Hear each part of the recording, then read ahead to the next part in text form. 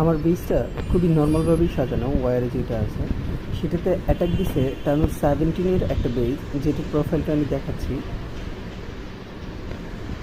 এই যে Turnour 17-এর profile, ওর হচ্ছে ট্রপ যেইগুলো দিয়ে ও অ্যাটাক দেয় সাধারণত সেগুলো ম্যাক্স, তারপরে ওর হিরোজ, স্পেল সব কিছু এখানে দেওয়া আছে। এখন আমি তোমাদেরকে আমার বীজটা দেখাই যে আমার বীজটা আসলে কী ধরনের বা কী রকমের। এটা হচ্ছে আমার বীজ।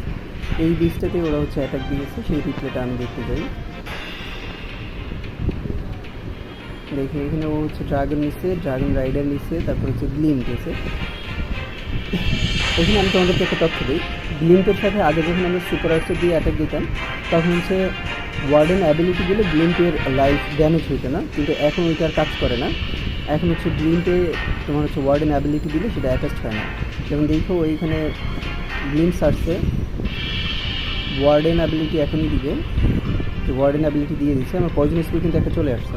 আচ্ছা, ওই যে গ্লিম্পে কিন্তু কাজ করে না, ওইখানে দিচ্ছে ও হচ্ছে গ্লিম্পের ভিতরে নিয়েছে ইয়াতি আর হচ্ছে কতগুলো ফ্লোন স্পেল।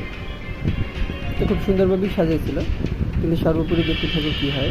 3 স্টারও পাইনি, 17 দিয়ে হচ্ছে টার্নুর 16-এ।